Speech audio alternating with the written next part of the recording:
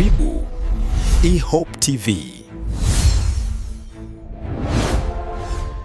Kituo hiki kinafanya shughuli ya kutoa elimu kwa walimu, namna ya kuwabaini watoto wenye mahitaji maalum na namna ya kuwasaidia na ili wapate huduma zao stahiki. Kituo hiki kipo katika shule ya msingi Mwenge. Kilianzishwa tarehe 1 mwezi wa 4 mwaka 2014 kwa kuzingatia agizo la kamishna wa elimu ya juu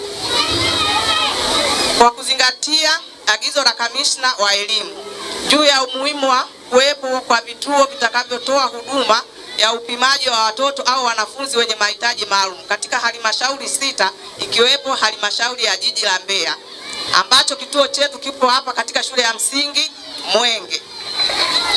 Malengo ya kituo cha upimaji ESLAC. Lengo la kwanza ni kutoa elimu kwa walimu jinsi ya kuwatambua watoto wenye mahitaji maalum. Lengo la pili ni kuwapima watoto au wanafunzi wenye mahitaji maalum ili kubaini matatizo yao na kisha kuwapeleka mahali stahiki kama vile shule jumuishi, vitengo maalum au kuwapeleka katika vyuo vya ufundi. Lengo la tatu, kuwapeleka hospitali kwa ajili ya matibabu. Pale watoto wanapokuwa wamepimwa wakaonekana wana changamoto, tunatoa referral kwa ajili ya kufanya matibabu, maana tunafanya kazi pamoja na hospitali ya rufaa Mbeya. Lengo la 4, kuendeleza kupokea na kutunza vifaa saidizi vya elimu maalum. Lengo la 5, kushirikiana na wadau katika utengenezaji na uboreshaji wa vifaa vya kufundishia na kujifunzia kwa kufuatia utaratibu unaohusika. Lengo la 6, kuwa na mtandao wa wataalamu wa afya, elimu na jamii katika jiji ili kushirikiana utaalamu na rasilimali. Lengo la 7, kuna mtandao wa wataalamu wa afya na elimu katika jiji la Mbeya ambao tunashirikiana kufanya kazi kwa pamoja. Tumegundua kuna umbali kiasi gani kufikia watoto, ambapo watoto wengi sana walikuwa wanashindwa kupata huduma stahiki kwa sababu hawajapimwa. Upimaji unamsaidia kwanza mzazi kutambua mtoto mwenyewe kuwa mtoto ana mahitaji gani. Lakini kitu kingine cha pili, inasaidia kutambua kwa mapema kama mtoto ana magonjwa ambayo yanaweza kusababisha ulemavu. Kwa hiyo tunaweza kuzuia ulemavu tu ambapo tunaweza kumpima mtoto na kutambua ana shida gani ya macho au ya masikio. Lakini pia upimaji huu unamsaidia mwalimu, kwa sababu wapimaji wanapofanya kazi yao wanarecommend mtoto asaidiwe vipi, afundishwe vipi.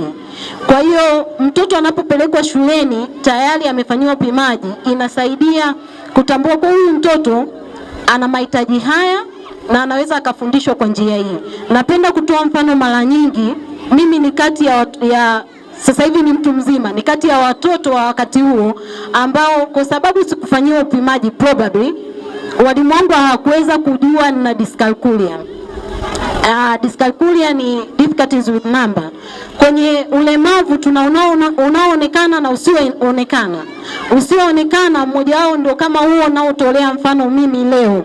Kuwa kuna watoto ambao wana difficulties with numbers, kuna watoto wenye dyslexia, kusoma na kuandika ni ngumu, kuna watoto wenye dysgraphia. Hao watoto wote wanaweza kutambulika tu kwa upimaji. Hii ni aina ya ulemavu ambayo huwezi ukaitambua, na mara nyingi tunaamini kuwa kutokujua hesabu ni mtoto ni mjinga.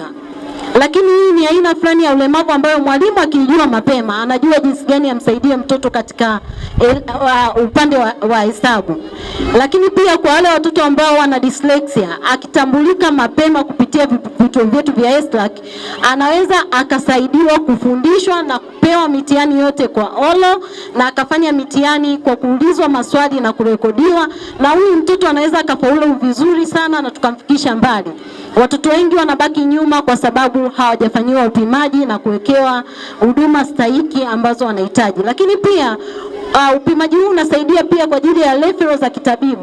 kuwa mtoto akishapimwa akajulikana na magonjwa ambayo yanaweza kusababisha magonjwa ya macho au ya masikio, yakasababisha uziwi au kutokuona, atafanyiwa matibabu na huyu mtoto tutakuwa tumemnusuru na hayo. Lakini pia kwa wale ambao wako short sighted, watapewa miwani, wataweza kuona vizuri na kujifunza vizuri. Kwa hiyo nishukuru sana Haki Elimu kwa kuamua kuanzishia hii kampeni hapa. Kituo Mwendo chetu sisi tulivyotembea tumepima zaidi ya watoto 3760. Na katika hao 3760, 1630 walijulikana ni watoto wenye ulemavu wanaohitaji huduma afua stahiki. Lakini pia ilitusaidia kujua watoto gani wanahitaji assistive devices ili wapewe, aidha wale ambao wanahitaji miwani, lakini pia wale wanaohitaji hearing aid ili waweze kusikia, wale wenye baki ya usikivu. Kwa hiyo tuliweza kutoa vifaa kwa sababu tuna uhakika sasa huyu mtoto tumepata majibu yanayoeleweka. Leo hii hatujakusanyika hapa kwa ajili ya uzinduzi wa kampeni pekee, bali tumekusanyika kuzungumzia mustakabali wa watoto ambao mara nyingi changamoto zao za ujifunzaji hazitambuliki mapema na hivyo kushindwa kupata msaada wanaohitaji kwa wakati sahihi. Ndugu wageni, takriban miaka 5 tangu kutolewa kwa mwongozo huu, utekelezaji wake bado ni mdogo. Kati ya halmashauri 184 nchini, ni halmashauri 36 pekee zenye vituo vya ESRAC, na hata hivyo vituo vingi bado havijakamilika katika miundombinu, vifaa au wataalamu. Watoto tupo? Tunasikilizana? Haya, watoto wanaoshindwa kueleweka darasani katika kiwango ambacho kilitarajiwa, wengine huonekana kama wavivu au wasiotaka kujifunza, wakati ukweli ni kwamba wanahitaji tathmini na msaada wa kitaalamu. Katika mazingira haya, walimu nao hujikuta katika hali ngumu ya kufundisha watoto ambao changamoto zao hazijafanyiwa tathmini mapema. Mwisho wake watoto hupoteza hamasa ya kujifunza, kujiamini na ndoto huanza kufifia wakiwa bado wadogo sana, na huku walimu wakiwa hawana nyenzo za kuwasaidia watoto hawa. Kwa nini tuko Mbeya leo? Leo tupo katika shule ya msingi Mwenge, mahali ambapo kuna kituo kimoja, kuna moja ya vituo vinavyotoa huduma za upimaji na utambuzi wa awali kwa watoto, yani ESRAC. Tunaposimama hapa leo, tunaona zaidi ya jengo au vifaa vya upimaji. Tunaona watoto ambao leo wanapata nafasi ya kutambuliwa mapema na kupata msaada wanaohitaji ili waweze kujifunza na kushiriki kikamilifu kutimiza ndoto zao. Aidha, hiki ni moja ya kituo cha mfano ambacho kina vifaa na wataalamu wa upimaji. Karibu eHope TV.